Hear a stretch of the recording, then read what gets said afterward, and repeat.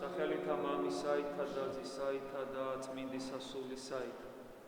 გილოცავთ. მე ვფიქრობ თქვენი ცხოვრების ერთ-ერთ ყველაზე მნიშვნელოვანი. და გლოცავთ და იმედს ვიქონიო, რომ ერთ-ერთ ყველაზე ბედნიერ დღეს. თუმცა ეს მნიშვნელოვანი დღე მოცემულობა არის და ეს მართლაც მნიშვნელოვანია. ხოლო ბედნიერი იქნება თუ არა, ეს ხოლო თქვენზეა დამოკიდებული. უბრალოდ ღმერთზე და თქვენზე, მაგრამ ღმერთს უნდა რომ თქვენ იყოთ ბედნიერები და აქედან გამომდინარე მხოლოდ თქვენზეა დამოკიდებული. ყველა პირობა გაქვთ იმისათვის, რომ იყოთ ბედნიერი. გაქვთ სიყვარული ერთმანეთისადმი, გაქვთ წმენა, რომლის გარეშეც ბედნიერება არ არსებობს და არც სიყვარული და ამავე დროს იცით. იმედი მაქვს იცით, რომ რა არის ადამიანის თავარი მიზანი და ცხოვრების საზრისი. მე იმედი მაქვს, რომ აქამდეც ესე ცხოვრობდით ამ ცხოვრების საზრისის მიხედვით, ოღონდ ეხლა ეს განსხვავებაა, რომ ეხლა ორივენი ერთად იგივე გზას გააგრძელებთ. ანუ იმ გზაზე ორივენი ერთად დადგებით. ერთად და ამ გზაზე, ამ ბიჭრო და ეკლიან გზაზე, მაგრამ ამ ბედნიერებისა და ნეტარების მომცემელ გზაზე ერთმანეთს შეეშველებით, შეეხიდებით. თქვენ აღარ ხართ ცალკე, აღარ ხართ მარტო, თქვენ ხართ ორნი. ორნი, მაგრამ თან ერთი. თითქოს ორი პიროვნება ერთ არსებაში გაერთიანებული. ეს არის ძალიან დიდი საიდუმლოება. მე ვფიქრობ, რომ დედამიწაზე ბედნიერ ცოლქმრობაზე უფრო დიდი ბედნიერება არ არსებობს. აქედან გამომდინარე, არც იმაზე დიდი უბედურება არ არსებობს, როცა ოჯახში უსიყვარულობა ისადგურებს. ეს ბედნიერება იმდენად დიდია და მნიშვნელოვანია, რომ მას სხვა ანალოგია არ აქვს მიწაზე და ამიტომ პავლე მოციქული სეცის ანალოგიას იშველიებს ეკლესიისა და ქრისტეს ურთიერთობას. ქრისტე თავია ეკლესიის და ეკლესია მისტიური სხეულია ქრისტეს. ფაქტობრივად, სადაც არის ეკლესია, იქ არის ქრისტე და სადაც არის ქრისტე, იქ არის ეკლესია. და ეს ერთი არსია. აი ესეთი რამე არის ცოლქმრობა. სადაც არის ქმარი, იქ არის ცოლი, სადაც არის ცოლი, იქ არის ქმარი. არსობრივად, შინაგანად. ეს არის სულიერი ერთობა.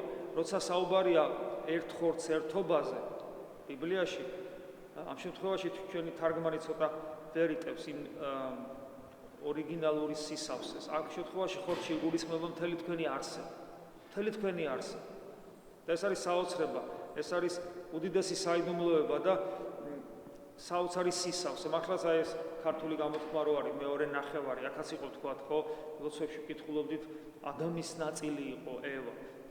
ადამიანის ნაწილია ევა. აი ესე ერთიანი ხდება ღვთისმადლით. ანუ ის რაც ვერ მოხერხდა მაშინ სამოთხეში, სამწუხაროდ მათი ერთობა ღვთისმიერი ერთობა დარღვეული იქნა, შეიძლება ასე ითქვას. და ისინი გაუცხოვდნენ ერთმანეთისადმი. ხო? აი იმ ერთობის აღდგენა, რითაც როგორც ჩაიფიქრა ღმერთმა ადამიანი, მამაკაცსა და დედაკაცსაც შექმნა ღმერთმა ადამიანი. აი ესე ამობენ ღვთისმეტყველები, რომ როცა ღმერთმა ადამიანი შექმნა ქორწინებასთან ერთად. ქორწინებასთან ერთად შექმნა. და თვით მოგეუბნებით პავლე მოციქულის სიტყვებით როგორია ეკლესიისა და ქრისტეს ურთიერთობა ქორწინების სიმბოლოდ გამოიყენა პავლე მოციქულმა. ასევე ძველ აღთქმაშიც არის ამაზე მინიშნება, ხო? ანუ ის რაც თქვა მაშინ არ მოხდა ღვთისმადლით, ქრისტეს განკაცებით ხდება შესაძლებელი. ოღონდ ამას რა თქმა უნდა მიღება და გამოყენება და კიდევ მეორე ყველა პირობა გაქვთ და რას თავარი გაქვთ რწმენა და იცით როგორი აროთ, საიდკენი აროთ, რა უნდა გააკეთოთ იმისათვის, რომ თქვენ კარგი ქრისტიანები იყოთ. თუ თქვენ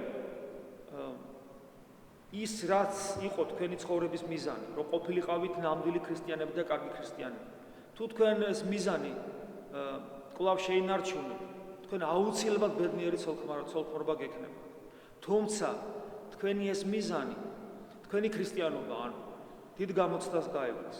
იმიტომ რომ თქვენს ბედნიერებას ეხლა დღევანდელი დღიდან, პირობითად, თორე ხვალიდან ზეგიდან როცა იქნება დაუპირისპირდება ეშმაკი, რომელიც აბსოლუტურად ყველა სიკეთესებს დედამიწაზე, ანუ ის გონიერი ბოროტი ძალა და ამავე დროს დაუპირისპირდება თქვენი დაცემული ბუნება, კერძოდ ეგოიზმი და ანგარება. აი ეს ორი რამ, ეგოიზმი და ანგარება და მრისხანება. ეგოიზმი, ანგარება და მრისხანება დაუპირისპირდება თქვენს ბედნიერებას.